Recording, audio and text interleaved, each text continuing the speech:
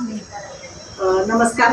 आपण आज चौदार चवळी ही कविता घेणार आहोत जुन्या पुस्तकातील इयत्ता पहिली. चौदार चवळी दाणेदार कोवळी वेलीला काकडी हिरवी पिवळी वेलीला काकडी हिरवी पिवळी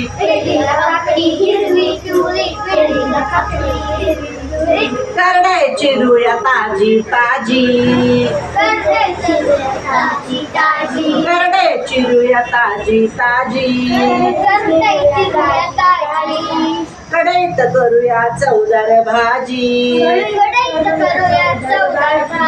कढईत करूया चवदार भाजी गाजर कस लाल लाल चुटुक गाजर कस लाल लाल चुटुक